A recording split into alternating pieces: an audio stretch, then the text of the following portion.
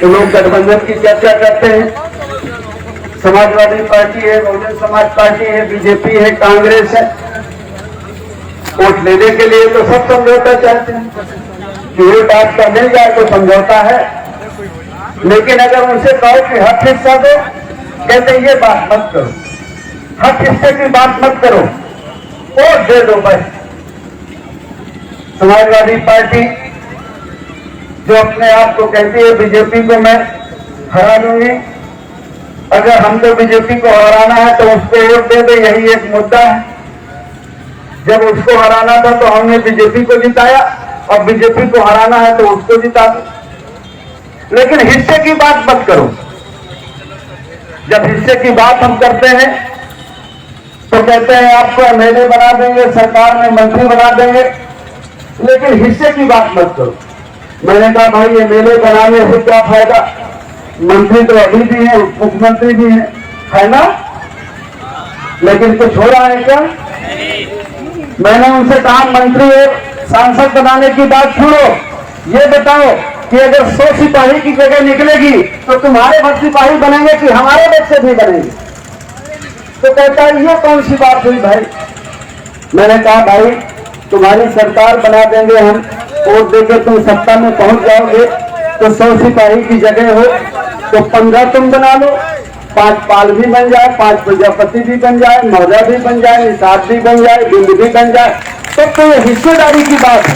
और हम मंत्री बन जाए और सिपाही दरोगा तुम तुम्हारे बन जाए तो हमारे बच्चे क्या करेंगे?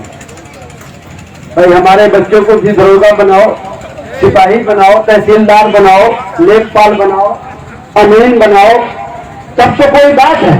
और अगर तुम हमें मंत्री बना दोगे तो हम मंत्री बन के क्या करेंगे? हमारे बच्चे कहाँ जाएंगे? ठीक काम लेने की जरूरत है, लेकिन वो इसके लिए तैयार नहीं है।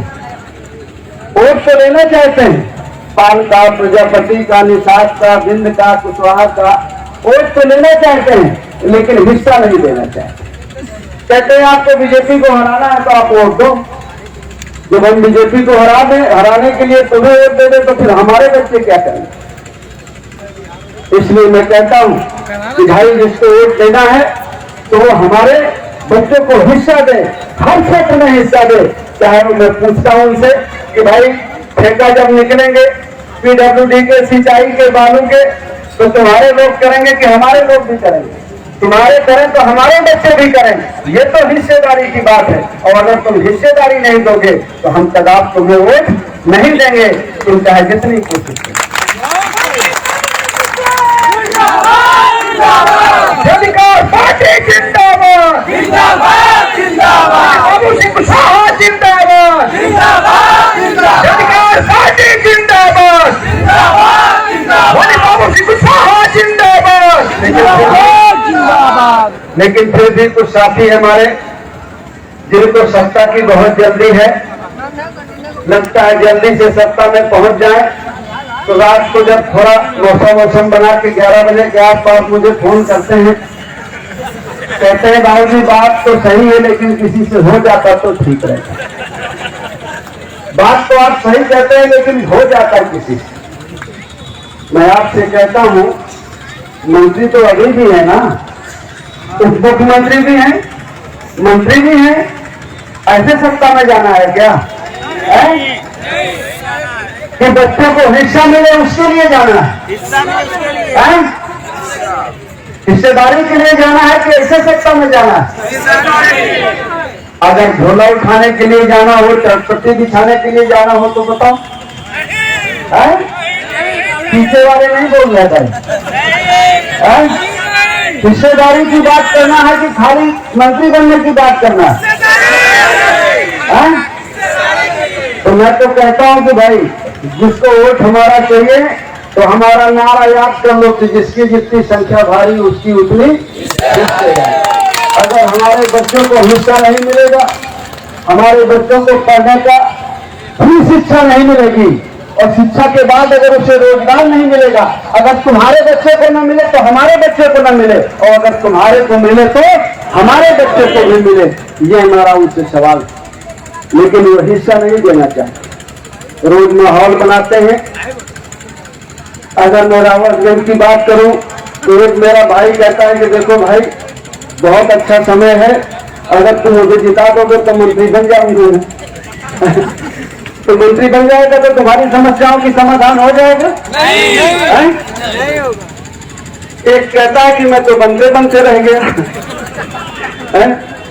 यहाँ का कहता है कि मैं बनते बनते रह गया। अगर मंत्री बन जाओगे तो तुम्हारे वर्गों की समस्या का समाधान हो जाएगा? तुम्हारे बच्चों की समस्याओं का समाधान हो जाएगा? नहीं। भावनाओं में बह करके क्या गलती करते हैं? आज जो मैं आपके यहाँ खड़े होकर के बोल रहा हूँ, अगर मैं समझौता करूं, किसी के साथ जाऊं, तो मैं कह भी दूंगा कि हमारे बच्चों को हिस्सा चाहिए, लेकिन जिनको वोट देकर के जिताते हो, क्या वो बोल पाएंगे? वो कह पाएंगे? देखिए भाई, खास करके तो हमारे पटेल जी बैठे हैं, प्रजापति जी बैठे हैं, नसीम भाई बैठे हैं, पाल साहब बैठे हैं। ये तो बेचारे मेरी बात सुन लेते हैं। और बहुत सारे पटेल समाज के साथी हैं, पाल समाज के लोग भी आए हैं, प्रजापति समाज के लोग आए हैं। मैं समझा देता हूं तो मान जाते हैं, भाईचारा बनाने तो तैयार हो जाते हैं। लेकिन जो मेरी बिरादरी है ना, वो बड़ी पानीदार है भाई, और वो जल्दी से सुनती नहीं है किसी की। वो कहते हैं कि हम 10 पीढ़ी राजा रहे हैं, हम किसी को थोड़ी मानते, घर घर राजा हैं, किसी की सुनते थोड़ी। आता है कि नहीं आता है, समझते हैं कि नहीं समझते हैं, लेकिन घर बैठे बात करते हैं अंतरराष्ट्रीय राजनीति। कहते हैं हमसे कोई जानकार, हमसे कोई जागरूक है नहीं, हमसे कोई समझदार है नहीं। 10 पीढ़ी राज रहा है, अशोका के वंशज हैं हम ऐसे कैसे किसी को मान लेंगे? भाई यादव जी थोड़े कम समझदार थे तो उन्होंने अपना नेता बना लिया है। अयोध्या जी की बिरादरी के लोग थोड़ा कम समझदार थे तो उन्होंने भी अपना नेता बना लिया। बीजेपी के पंडित जी लोगों ने तो बना ही लिया, लेकिन मौर्य जी लोगों का नेता कोई कैसे हो सकता है? वो तो घर घर नेता है, घर घर पार्टी है, घर घर संगठन है, उनका नेता तो कोई हो ही नहीं सकता। मैं इतना बढ़िया कपड़े पहन के आता हूँ कि भाई मुझे को मान लो कि भाई मैं उधार लेके कैसे कपड़े सिलाता हूँ कि भाई ठीक ठाक पहन के जाऊं, दाढ़ी वाड़ी बना के जाऊं, शायद मान ही ले मेरी बात। लेकिन मानते नहीं, कहते हैं तुम ठीक आदमी नहीं, थोड़ा और ठीक होना चाहिए तब माने। अच्छा ठीक कैसे?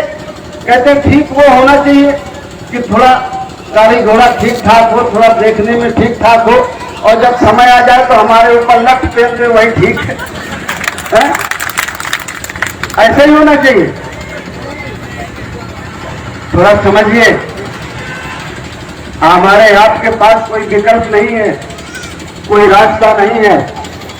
अगर इसके अलावा कोई और रास्ता हो आपके और अपने बच्चों के पास, तो मैं बेवकूफ थोड़ी हूं कि मैं ये बात आपको कहता भूलता। अगर और कोई विकल्प है आपके और आपके बच्चों के पास हक हिस्से के लिए, रोजगार के लिए, विकास के लिए, आगे बढ़ने के लिए, तो आप मुझे वो रास्ता बताइए, मैं उस रास्ते पर चलूंगा। जिस समाज की राजनीति में भागीदारी नहीं होती, हक हिस्सा नहीं होता, वो समाज लाचार और गुलाम होकर के रह जाता है। आपके बच्चों के लिए स्कूल कौन खोलता है? वही खोलता है जिसको वोट दे करके जिताते हैं।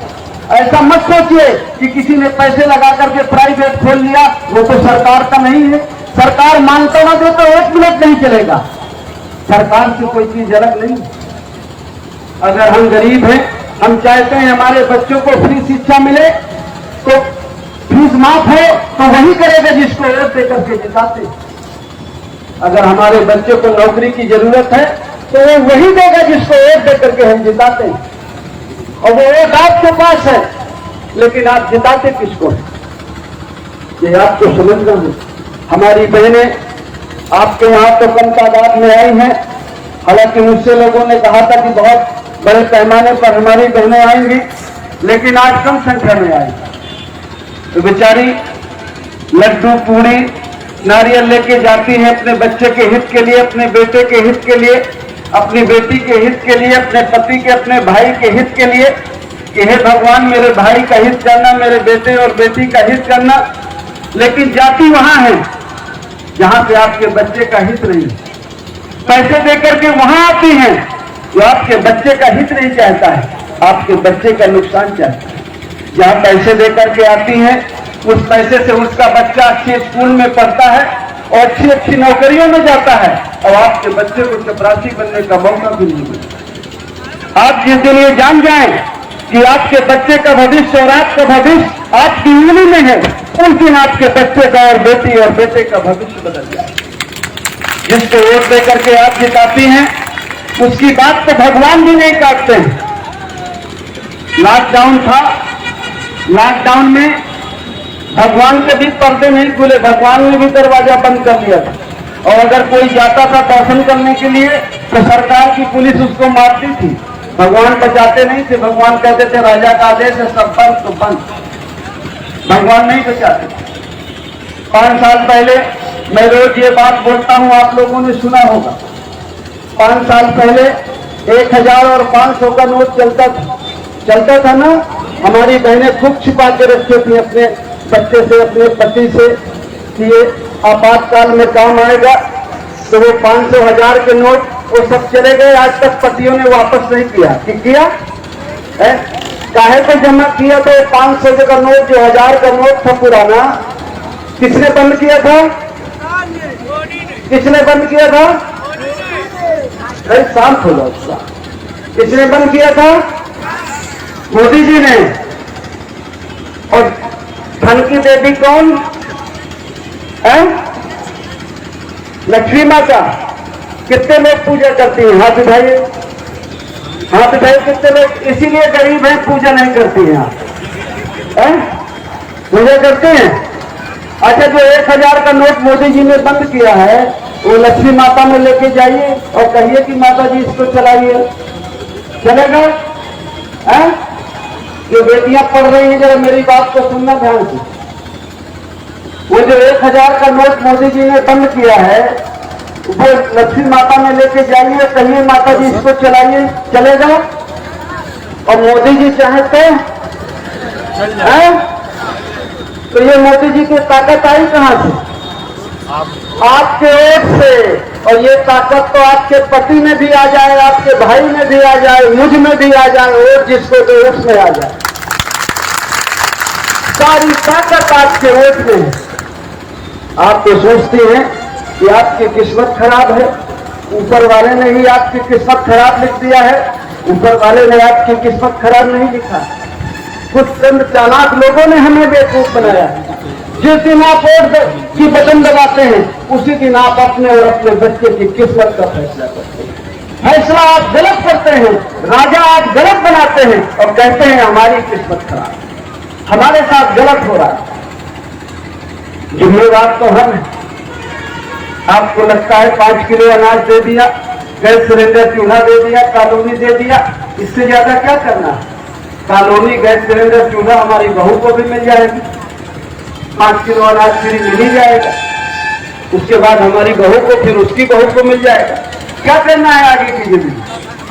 और अगर हमें आगे की जिंदगी, अच्छी जिंदगी की जरूरत है, हम चाहते हैं हमारा बच्चा पढ़ लिख करके मास्टर बने, दरोगा बने, कलेक्टर बने, कप्तान बने, तो आपको अपना वोट जो आपके मुताबिक आदमी है, जो गरीब का बेटा है, किसान का बेटा है, मजदूर का बेटा है, जो आपकी दुख तकलीफ को जानता है, जब ऐसे लोगों को जिता करके आप भेजेंगे तो आपकी समस्याओं का समाधान होगा।